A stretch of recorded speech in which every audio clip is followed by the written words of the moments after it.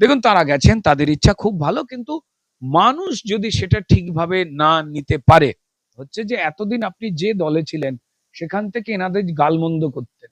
মনে হয় ওই আগে যেটা করেছিলেন সেই বিষয়ের আগে কৈফিয়ত দিন, তারপর আপনার কথা শুনবো। একটা লোক, আমি কথাই বলছি, ধরুন কেউ সারাদিন চুরি করত, সে কাল যদি চুরি ছেড়ে দেয়, এরম প্রচুর লোকও আছে যে কেন চুরি ছাড়লো, আজকে ভালো হয়ে গেল বাবা। আরে ভাই, ভালো হয়েছে নিয়ে আপনার প্রবলেম। তার মানে তারা মেনে নিলেন এর আগে উন্নয়ন উন্নয়ন বলে তারা যে কথাগুলো বলতেন সেগুলো কিছু লোকের পকেটের উন্নয়ন হয়েছিল, মানুষের উন্নয়ন হয়নি। তাদের ধন্যবাদ জানাই। অর্পিতা বলে যে ভদ্রমহিলার কথা শোনা যাচ্ছে আর কি, হামিদরা এদের খোঁজে, এরাও হামিদদের খোঁজে।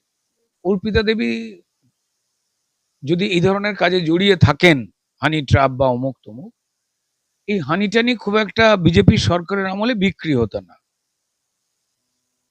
অর্পিতা দেবী সময় নষ্ট করছিলেন।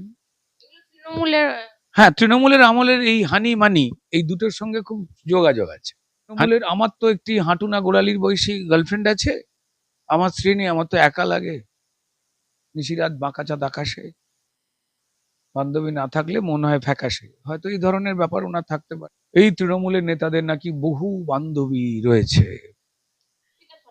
হামিদ মন্ডল, তার একটি জিম টিম করা ছবি, ভিডিও বারবার ভাইরাল হয়েছে।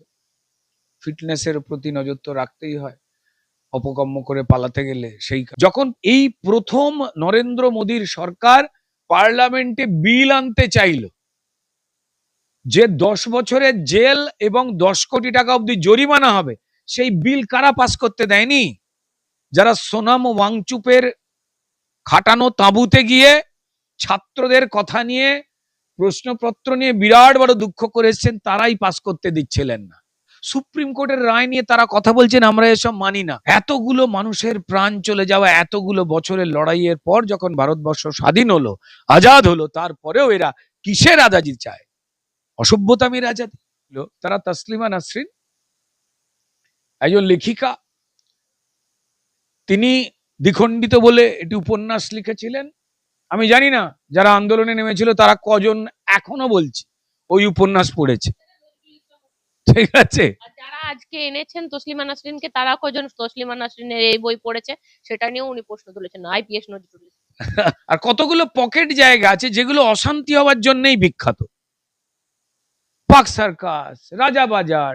আমি সেখানের মানুষজনদের বলবো যে আপনারা কিভাবে নিজেদের বিখ্যাত করছেন? অবৈধ নির্মাণ, ওখানে গেলে হাত কাটা, ঠ্যাং কাটা, চোখ কাটা ক্রিমিনালদের পাওয়া যায়। এইটাই কি এই জায়গাগুলোর পরিচয় হওয়া উচিত? জয়সি মোহাম্মদ যোগ, আপনারা প্রত্যেকেই জানেন যে মুখ্যমন্ত্রীকে প্রাণহানি হওয়ার আশঙ্কা ছিল, সেখান থেকে দাঁড়িয়ে এসটিএফ এর তত্ত্বাবধানে তার ধরা পড়েছে হামিদ মন্ডল। কিন্তু হামিদ মন্ডলের যে বান্ধবী এই মুহূর্তে ধরা পড়েছেন, সেই বান্ধবী কিন্তু হানি ট্র্যাক করত, বিভিন্ন বাঙালি রাজনৈতিক নেতাদের সঙ্গে মিশে গতিবিধি ট্র্যাক করার চেষ্টা করতো। আমার সঙ্গে রয়েছেন রুদ্রনীল ঘোষ, কথা বলবো। দাদা, বিভিন্ন রাজনৈতিক নেতা, বাঙালি রাজনৈতিক নেতাদের তার মেন টার্গেট ছিল তার সঙ্গে বসে অর্পিতা সরকার, তাদের সঙ্গে মেলামেশা করে তাদের থেকে তথ্য জোগাড় করে মানে গতিবিধি ট্র্যাক করা। দেখুন, জয়সি যোগ, জঙ্গি যোগ, এটা মানুষ দেখেছেন, এবং বারবার আমাদের পশ্চিমবঙ্গকে বিভিন্ন রকম ভাবে অশান্ত করা হয়েছে যখনই পশ্চিমবঙ্গ অন্ধকার থেকে বাইরে বেরিয়ে আসতে চেয়েছে।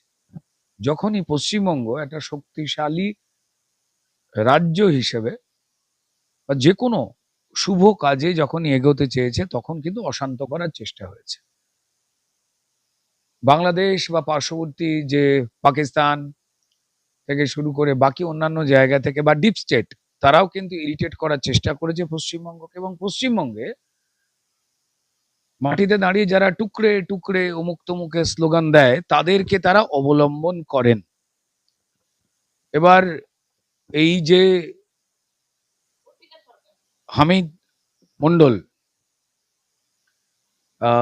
তার একটি জিম টিম করা ছবি, ভিডিও বারবার ভাইরাল হয়েছে।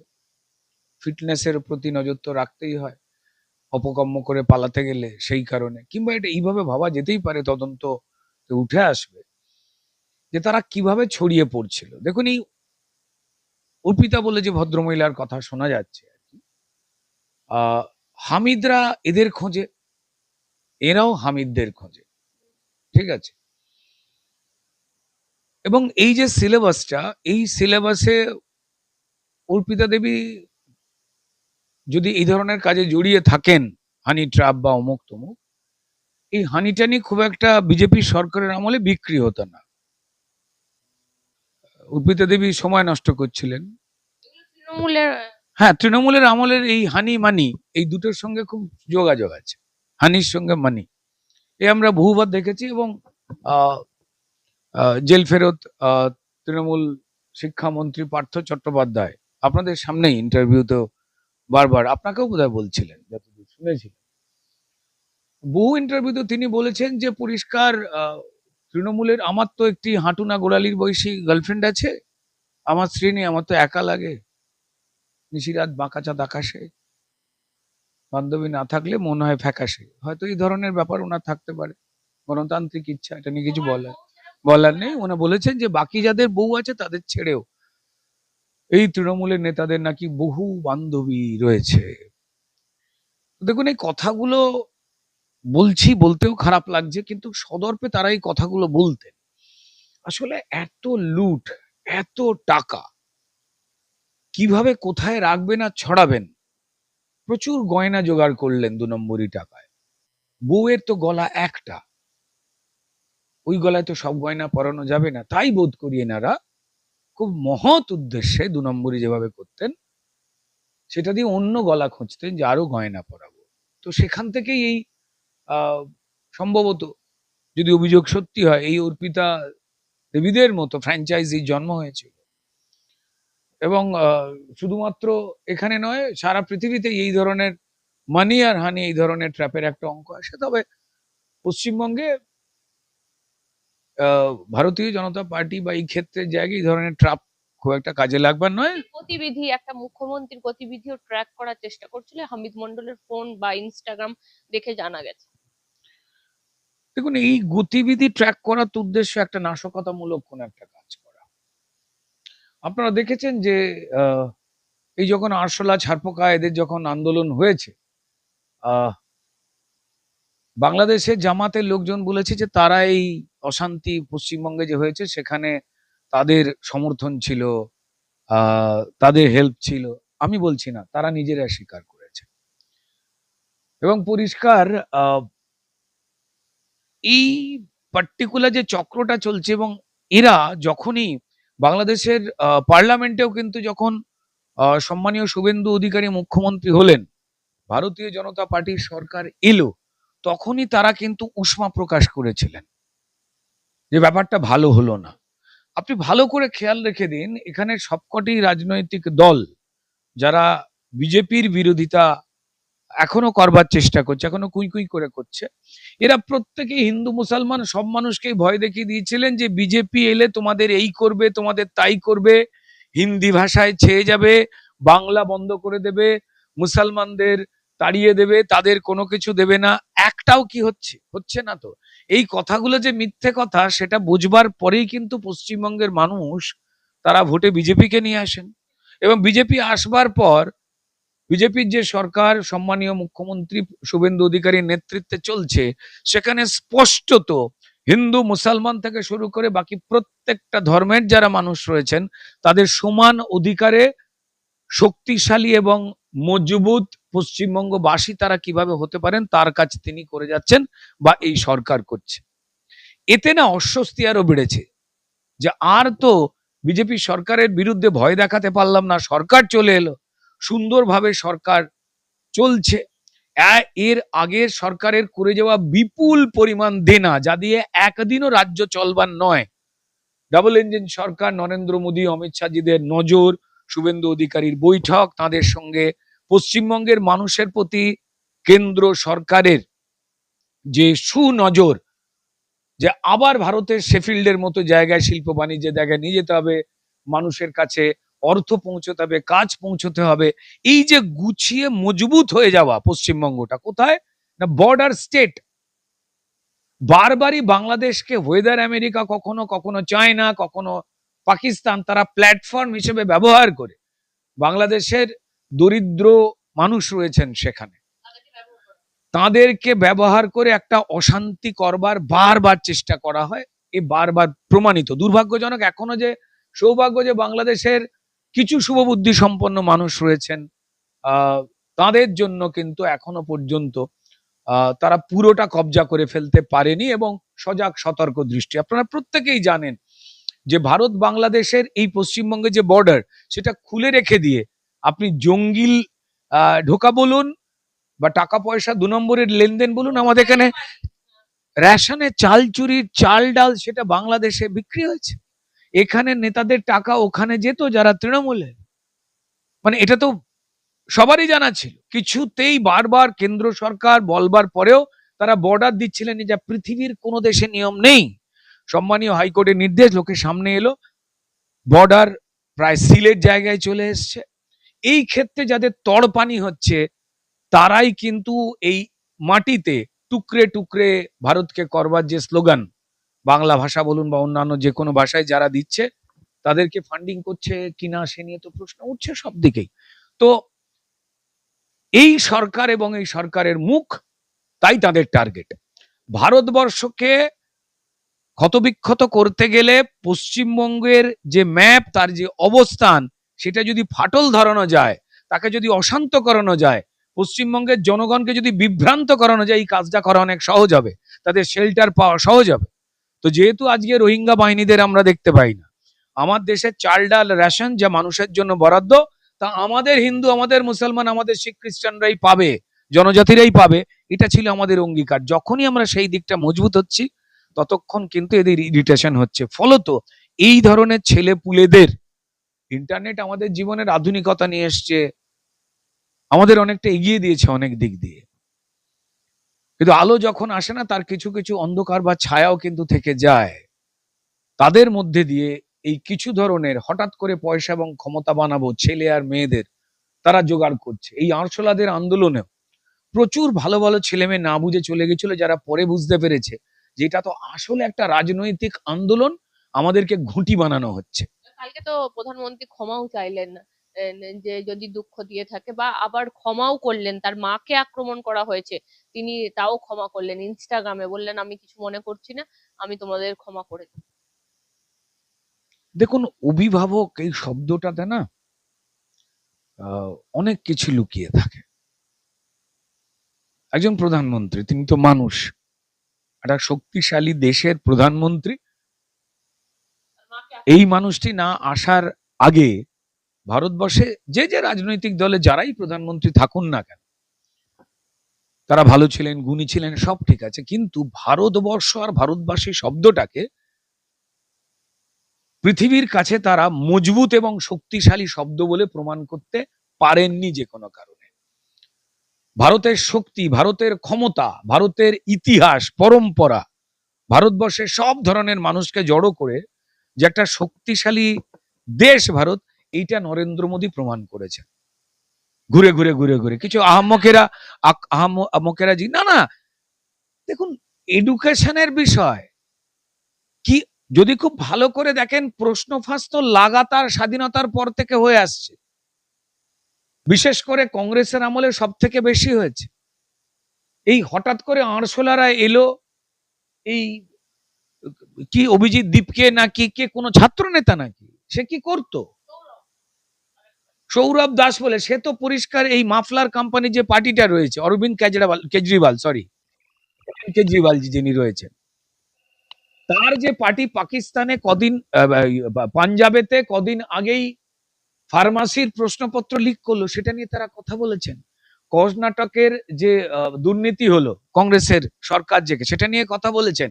কেরালে বামেদের যে দুর্নীতি, সেটা নিয়ে কথা বলেছেন। 1997-এ বামেদের সময় প্রশ্নপত্র ফাঁস, সেটা নিয়ে কথা বলেছেন না? তো যে কোনো সময় প্রশ্নপত্র ফাঁস বা এই ধরনের ঘটনা অত্যন্ত নিন্দনীয় এবং দুর্ভাগ্যজনক। যখন এই প্রথম নরেন্দ্র মোদীর সরকার পার্লামেন্টে বিল আনতে চাইল যে 10 বছরের জেল এবং 10 কোটি টাকা অবধি জরিমানা হবে, সেই বিল কারা পাস করতে দেয়নি?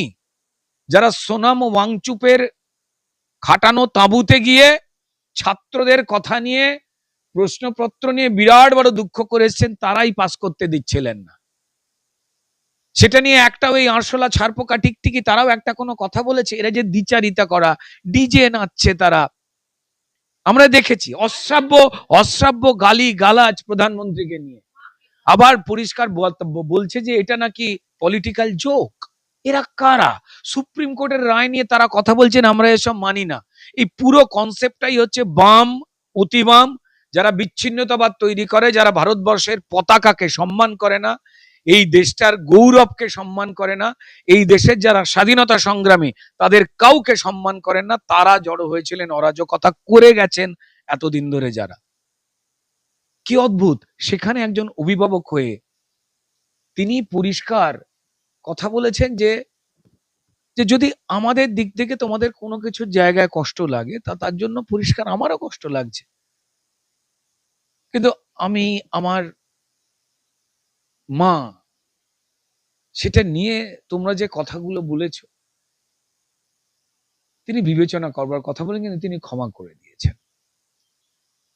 দেখুন কি কি অরাজকতা হয়েছে সেখানে। 80% ক্রিমিনালরা পৌঁছে গিয়েছিল, ছাত্রছাত্রী কম ছিল। দেখুন কি বলবেন আপনি, সব ধরনের। দেখুন আপনি মন্দিরে যান, মসজিদে যান, আপনি যখন চার্চে যান, গুরুদ্বারাতে যান, আস্থার জায়গাগুলোতে যখন আমরা যাই, তখন আমাদের এক ধরনের পোশাক, চলাফেরা, আদব কায়দা হয়। যখন আমরা বাবা মায়ের সঙ্গে কথা বলি, তখন আমাদের আদব কায়দা একরকমের হয়। যখন আমরা বন্ধুত্বের পরিবেশে থাকি, তখন আমাদের একই মানুষের কথাবার্তা আলাদা হয়। যখন আমি অফিসে থাকি, বাড়িতে থাকি, আচার আচরণ আলাদা হয়। আমরা সবটাই জানি। সব পোশাক, সব ব্যবহার, সব ভাষা সব জায়গার জন্য নয় রোজিনা দেবী। তারা জেনে শুনে পরিষ্কার পৃথিবীর কোনো কিছুই মানি না। এতগুলো মানুষের প্রাণ চলে যাওয়া, এতগুলো বছরের লড়াইয়ের পর যখন ভারতবর্ষ স্বাধীন হলো, আজাদ হলো, তারপরেও এরা কিসের আজাদি চায়? অসভ্যতামির আজাদি। ফ্রিডম অফ স্পিচ মানে হচ্ছে পরিষ্কার আমি যাকে যা খুশি বলতে পারি নয়।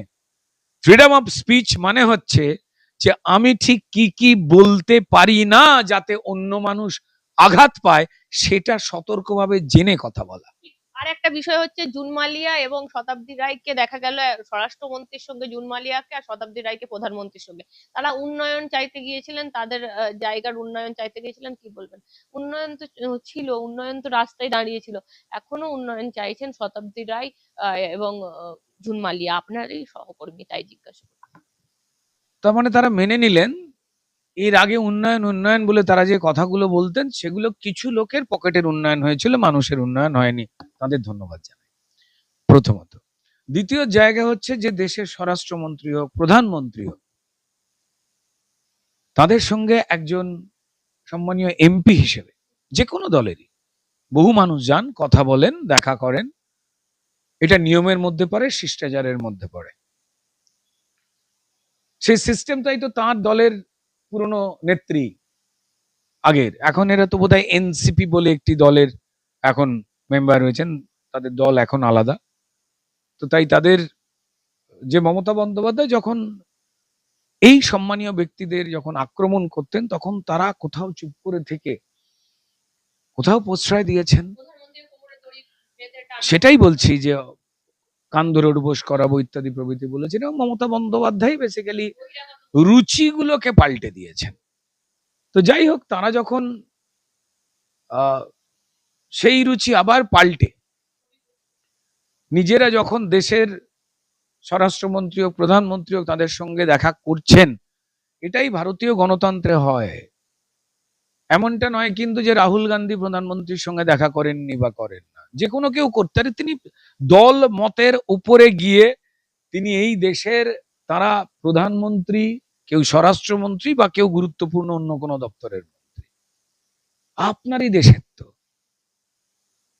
তিনি তো আর পরিষ্কার হনলুলু থেকে আসেননি, তাই না? তিনি 100 বার মিট করতে পারেন, তারা মিট করতে পারেন। এবার যেটা নিয়ে প্রসঙ্গ আসতে পারে, যেটা নিয়ে লোকের কথা হচ্ছে যে এতদিন আপনি যে দলে ছিলেন সেখান থেকে এনাদের গালমন্দ করতেন, আজকে যেভাবে করছেন আপনারা, ভালোভাবে করছেন, ভালো। দেখুন একটা লোক, আমি কথাই বলছি, ধরুন কেউ সারাদিন চুরি করতো, সে কাল যদি চুরি ছেড়ে দেয়, এরম প্রচুর লোকও আছে যে কেন চুরি ছাড়লো, আজকে ভালো হয়ে গেল বাবা। আরে ভাই, ভালো হয়েছে নিয়ে আপনার প্রবলেম, চুরি ছাড়লো বলে প্রবলেম, সেটা কি? এটা তো আলোচনা করতে হবে। নাহলে আবার অনেক লোকের মনে হয় ওই আগে যেটা করেছিলেন সেই বিষয়ের আগে কৈফিয়ত দিন, তারপর আপনার কথা শুনবো। দেখুন, তারা গেছেন, তাদের ইচ্ছা খুব ভালো, কিন্তু মানুষ যদি সেটা ঠিকভাবে না নিতে পারে, তাদের নিজস্ব সম্মান বা গরিমা রক্ষার দায়িত্ব তাদের। মানুষের কাছে তাদের অবস্থান স্পষ্ট করে তারা যে আগে দলে ছিলেন সেই দলের নির্দেশে তারা যদি কোনো ভুল কাজ করে থাকেন, এমনকি চুপ করে থেকে অন্যায় দেখে, সেইটাকে নিয়ে যদি মানুষের কাছে তারা যদি ক্লারিফিকেশন দিয়ে দেন, তো তাহলে মনে হয় যে মানুষের সঙ্গে তাদের সম্পর্ক অনেকটা সহজ হবে। না হলে মানুষ কিন্তু এই ধরনের প্রশ্নগুলো খুব স্বাভাবিক কারণে কিন্তু তুলবেন, যেটা আপনি, আমি, আমরা কেউই আটকাতে পারবো না। আরেকটা বিষয় হচ্ছে, শহরে তসলিমা নাসরিন, রুদ্রনীল ঘোষকে না জিজ্ঞাসা করলেই নয়, কি বলবেন দাদা? এসেছেন প্রায় 20 বছর পর। দেখুন, সিপিআইএম, এই বামপন্থীদের যে দ্বিচারিতা রয়েছে সেকুলারিজমের নামে, তার তো প্রমাণের জায়গা হয়ে যায় যে আজ থেকে প্রায় 19 বছর আগে বুদ্ধদেব বাবু যখন মুখ্যমন্ত্রী, সেকুলার মুখ্যমন্ত্রী, সেকুলার সিপিএম, তখন কিছু উগ্র ইসলামিক লোকজন, কিছু কিছু না, শুধু ইদ্রিস আলী নয়, একটা কাঠবেড়ালিকে ধরে আপনি পুরো ব্যাগ দেখালে তো হবে না, ঠিক আছে? সিপিএম চিরকালই মুসলমানদের তাদের ভোট বাক্স ভেবে ব্যবহার করে গেছে, পরে যে খেলাটা মমতা বন্দ্যোপাধ্যায় কিনে নিয়েছিল। এবার মুসলমান সমাজ নিজের পায়ে দাঁড়াবে না বারবার তারা মালিকানা চেঞ্জ করবে, সেটা তাদের একান্ত ইচ্ছা এবং ব্যাপার। এই ক্ষেত্রে তাদের যারা মৌলানা মৌলভী সাহেব রয়েছেন, তাদের একটা রাজনৈতিক আঁতাতের ভূমিকা সব থেকে বড়। তারা যদি নিরপেক্ষ হয়ে গিয়ে তাদের ইমান যে কথা বলছে সেই অনুযায়ী যদি চলতেন, তারা যদি কোনো রাজনৈতিক দলের পদলেহনের ভরসায় না বসে থাকতেন, মুসলমান সমাজ অর্থনৈতিকভাবে, মুসলমান সমাজ শিক্ষাগতভাবে কিভাবে মজবুত হবে, যদি সেই দিকটা তারা দেখতেন, তো তাহলে আজকে মুসলমান সমাজ যে কন্ট্রিবিউশনটা সমাজে করছে তার অনেক বেশি করতে পারত। তো এই মুসলমান সমাজের কিছু একটু উগ্রতা নিয়ে চলা লোকজন যারা সিপিএম এর ভোট ব্যাংক ছিল, তারা তসলিমা নাসরিন একজন লেখিকা, তিনি দ্বিখণ্ডিত বলে একটি উপন্যাস লিখেছিলেন। আমি জানি না যারা আন্দোলনে নেমেছিল তারা কজন এখনো বলছি ওই উপন্যাস পড়েছে, ঠিক আছে? যারা আজকে এনেছেন তসলিমা নাসরিনকে, তারা কজন তসলিমা নাসরিনের এই বই পড়েছে, সেটা নিয়েও উনি প্রশ্ন তুলেছেন, আইপিএস নজরুল। আচ্ছা আচ্ছা, হবে হবে। তো যাই হোক, তো সেটা হোক না কেন, যারা এই নেমেছিলেন তো তারা জানেনই না, তাদেরকে নামিয়েছিল বেসিক্যালি সিপিআইএম, এটা নিয়ে কারোর কোনো দ্বন্দ্ব নেই। তো তাকে বলেছিল যে পরিষ্কার তুমি পশ্চিমবঙ্গ ছেড়ে দাও, অর্থাৎ আমার ভোট ব্যাংক নষ্ট হয়ে যাচ্ছে, ঠিক আছে? যারা উগ্রতার পক্ষে, সমগ্র মুসলিম সমাজ কি নেমেছিল? একদম না। আর কতগুলো পকেট জায়গা আছে যেগুলো অশান্তি হওয়ার জন্যই বিখ্যাত, পাক সার্কাস, রাজাবাজার। আমি সেখানের মানুষজনদের বলবো যে আপনারা কিভাবে নিজেদের বিখ্যাত করছেন?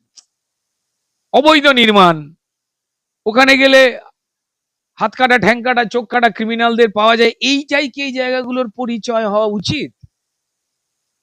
বরং ওখানে আরো কিছু কিছু ভালো মানুষ রয়েছেন, তারা সুন্দর ব্যবসা করছেন, স্বচ্ছ ব্যবসা, ভালো ভালো কাজ করছেন। এই অশান্তির জায়গা আপনারা বানিয়ে ফেলেছেন বলেই কিন্তু ওই জায়গার গরিমা ঢেকে যাচ্ছে, এবং যারা সুস্থতার রাস্তায় হাঁটেন, গণতান্ত্রিক রাস্তায় হাঁটেন, তাদের নামগুলো ঢাকা পড়ে যাচ্ছে। এই জায়গায় সবসময় অশান্তি হবে কেন ভাই? আপনারা কি অশান্তিবাজ বলে নিজেদের পরিচয় পরিচিতি করতে চান? যাই হোক, সে ঘটনা এখন আর পুনরাবৃত্তি, কারণ এগুলোকে না তোল্লাই দিতে হয়। এর আগে দুটো সরকার বেসিক্যালি তোল্লাই দিয়ে গেছে। দেখুন, মানুষ ভালো আর মন্দ হয় এবং সেখানে একটা প্রশ্রয় থাকতে হয়। সেই প্রশ্রয় যখন সরে যায়, যখন সমান অধিকারের বিষয় আসে, তখন দেখবেন সবাই ঠিকঠাক হয়ে গেছে। তো এই তসলিমা নাসরিন তিনি এলেন, তাদের তাড়িয়েছিল এই সেকুলার বলা ভণ্ড বাম এবং অতি বামেরা। তাসলিমা এসেছেন, তিনি তার মতো করে সময় কাটাবেন, একজন লেখিকা, তার লেখার পরিচয় আছে, পরিচিতি আছে, তিনি খ্যাতনামা একজন মানুষকে ব্যান করে দেওয়া হয়েছে। এটা তো মানে চূড়ান্ত রকমের জায়গায় অন্যায়। সেইখানে হ্যাঁ, তো ব্যান করে দেওয়া হলো এবং তারপর তিনি পরিষ্কার বিজেপির যে যখন সরকার এলো সেই সময় পা রাখবার মতো পরিবেশ পেলেন। তার আগে আমাদের সম্মানীয় রাজ্য সভাপতি শ্রমিক ভট্টাচার্য তিনি ইচ্ছে প্রকাশ করেছিলেন এবং এটাকে নিয়ে কিন্তু তিনি রাজ্যসভায় কিন্তু কথা বলেছিলেন। আমাদেরও বারবার এসে মনে হয়েছিল এটা কোন ধরনের বিষয়। তো যাই হোক, মৌলবাদের সঙ্গে বামেদের যোগাযোগ কিভাবে নিবিড় এটা কিন্তু খুব সুন্দর একটা প্রমাণ। আপনারা খেয়াল করে দেখবেন যে যখন পেহেলগাঁওতে শাঁখা সিঁদুর দেখে দেখে পাকিস্তানের জঙ্গিরা, পাকিস্তান মদতপুষ্ট জঙ্গিরা অকারণে ভারতীয়দের মারলো এবং তারা পার্লামেন্ট থেকে কিভাবে ভারতীয়দের হত্যা করে বারবার যখন আলোচনাটা করছে, তারপর যখন পাকিস্তানের এই যারা উগ্রবাদী ঘাঁটিগুলোকে ভারতীয় জওয়ানরা গুঁড়িয়ে দিচ্ছে, ভারত যখন চাপ তৈরি করছে তোমরা উগ্রবাদীদের প্রশ্রয় দেওয়া বন্ধ করো, নাহলে আমরা পরিষ্কার জল টল এগুলো বন্ধ করব, তখন তাদের জন্য কারা কান্নাকাটি করতে করতে মিছিল করেছিল? এই বামেরাই তো। তাহলে উগ্রবাদ যারা তৈরি করে তাদের প্রশ্রয় দেয় কারা? বামেদের। তারা হিন্দুদের মন্দির হিন্দু হিন্দু হ্যাঁ, কিসের ভারত ভারতের জায়গা বলেছিল? এই টুকরে টুকরে গ্যাং, এরাই তো ক্রিমিনালদের ধরে নিয়ে এসে পরিষ্কার এখানে অরাজকতা করেছিল। আরশোলা দেশ করেনি, ফালতু কথা বললে হবে নাকি? সবাই সবটা জানে। এরাই দুর্গাপুজোর সামনে লাল ছালু বেঁধে নাস্তিকতার বই বিক্রি করে। এরা বলে সেকুলার। সেকুলার মানে কি? সব ধর্মে যাদের সমান প্রীতি রাখা, এটা সেকুলারিজম। আমি মুসলমান সমাজকে মানে শুধু একটাই কথা বলবো যে কেন আপনাদের মধ্যে থেকে মাত্র কয়েকজন, তারা কেউ সাংবাদিক হবে, ডাক্তার হবে, ব্যবসায়ী হবে, শিক্ষক হবে, বাকিরা কেন হচ্ছেন না? নওশাদও বলেছে, একটা সম্প্রতি ভিডিও ভাইরাল, 50টা ধর্ষণ হয়েছে এই বিজেপি আপনারা যতদিন ক্ষমতায় এসেছেন। আমি জানি না নওশাদ ভাই ঠিক কি নিয়ে কথা বলেছেন, মানে কোন নিশ্চয়ই তথ্যের ভিত্তিতে কথা বলেছেন এবং কেন বলেছেন জানি না। কেন আগে পরিষ্কার এই মাত্র এই কয়েকটা সময় আগে 100টা হতো এখন 50টা হলো কেন, সেই নিয়ে কি উনি দাবি তুলছেন? আমি বলতে পারবো না। আমার সঙ্গে যখন বিধানসভায় কথা হবে আমি ওনাকে জিজ্ঞেস করে নেবো। হতে পারে যে হয়তো আগে সময় 50টা ধর্ষণ হয়েছে, হতে পারে, আমি জানি না এটা নওশাদ বাবু কেন বলছেন। এটা হয়তো হতে পারে যে তৃণমূলের সময় 100টা হতো কয়েকদিনে, আপনাদের সময় কেন 50টা হলো, কেন কমলো, এই ধরনেরও কোনো দাবি উনি তুলতে পারেন। আমি তো বলতে পারবো না। আমার ওনার সঙ্গে দেখা হয় তো বিধানসভাতে, আমরা সুযোগ পেলে একসঙ্গে লাঞ্চও করতে যাই, ভাত খেতে যাই আর কি, আমি নওশাদ ভাই। হ্যাঁ, তখন নিশ্চয়ই জিজ্ঞাসা করবো উনি ঠিক কি বলতে চাইছেন, মানে না তথ্য না, মানে কি করা উচিতের জায়গা এটা, সেটা করা উচিত, কি করা উচিত। ডেফিনেটলি এই ধরনের যে কোনো ধরনের শারীরিক নিগ্রহ থেকে শুরু করে শুধুমাত্র ধর্ষণ নয়, খুন বলুন, জখম বলুন, এগুলো তো খুব দুর্ভাগ্যজনক, দুর্ভাগ্যজনক। আমি এইটুকু একটা জিনিসের জায়গা মনে করতে পারি, ঠিক যে সময়, এটা নওশাদ বাবু নিশ্চয়ই বোধহয় জানেন বা নাহলে জানতে হবে, যারা বিদেশে গেছেন তারা জানেন। ধরুন আপনি বিদেশে নামলেন, আপনার একটা দেশের পাসপোর্ট, সেই দেশের এয়ারপোর্টে নামবার পর আর একটা জায়গা আছে যে দেশে নামলেন সেখানে ছাপ মারা হয়, তখন আপনি ওই দেশের কয়েকদিনের জন্য সভ্য হলেন, মানে ট্রাভেল করবার জন্য, সেটাকে বলে ইমিগ্রেশন। ঠিক আছে, ওই ছাপটা পড়তে হয়। কিন্তু এই প্লেন থেকে যখন আপনি যখন নামলেন, না আপনি ভারতের না আপনি ওই দেশের, ওই যে মধ্যখানে টাইমটায় যদি কোনো কিছু ঘটে যায় তখন কিন্তু কেউ দায় নিতে চায় না। ভারতীয় জনতা পার্টির সরকার প্রতিষ্ঠিত হওয়ার পর যখন দপ্তর বন্টন হয়নি, টেবিল চেয়ার সাজানো হয়নি, এই ফাঁকে প্রচুর অসাধু ব্যবসায়ী, প্রচুর অপরাধীরা তারা নানান ধরনের কাণ্ড কারখানা করে গেছে, কারণ ওই নো ম্যানস ল্যান্ডের মধ্যে তারা তখন ছিল। নওশাদ বাবু কি সেটা কাউন্ট করছেন? আমার জানবার খুব ইচ্ছা থাকে।